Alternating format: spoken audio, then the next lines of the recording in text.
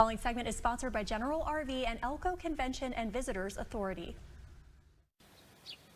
Good afternoon. Today I am here with Annette Kerr. She is the Executive Director of the Elko Convention and Visitors Authority. Thank Annette, you. welcome. Thanks for joining me. Thanks for being here. I appreciate that. Absolutely. Today we are exploring Elko and all that you guys have to offer, and there's a lot. You've lived here for a while, haven't you? I've lived here a little over 29 years, raised my family here. It's a wonderful place to bring people and come and visit. I love it. For those who haven't experienced Elko before, let's talk about it because I know you guys have a lot to offer. So starting off with outdoors experiences. Well, it goes from if you want to just do a trail walk and be comfortable and just enjoy the scenery and being out here, to extreme sports. We have Heli Skiing where they can, during the wintertime, they'll just drop you off and you ski down these 11,000 foot peaks. So it's beautiful. Heli Skiing is here. Snowmobiling, snowshoeing. So that's somewhat of the winter sports.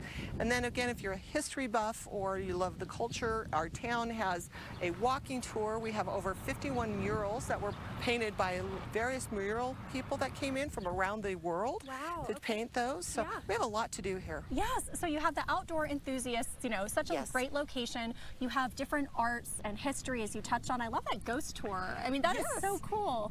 We have ghost towns. Elko is actually the 4th largest county in the contiguous United States, square footage wise. I had no idea. Over 17,000 square miles here.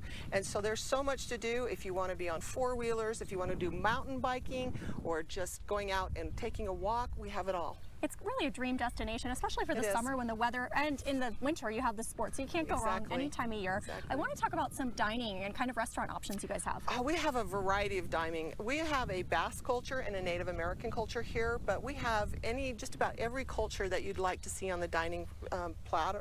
So we have Indian, we have Mexican, we have Basque, and we're actually known for our Nevada beef around here as well. Oh, very nice. I know just driving kind of downtown, you see all these different amazing destinations to try out. Thank you so much really for showcasing this. I am so excited to really learn more about Elko, and I think other people should be too because you guys have so much to offer. Well, we welcome everybody. We're in the heart of Nevada, right off of I-80, halfway between Salt Lake and Reno, so we welcome all the visitors. And Annette, where can folks go for more information if they're planning maybe a road trip or a trip this summer or winter? You can actually go online and go to exploreelko.com, and it will give you all kinds of things from cultural arts to outdoor activities to the events.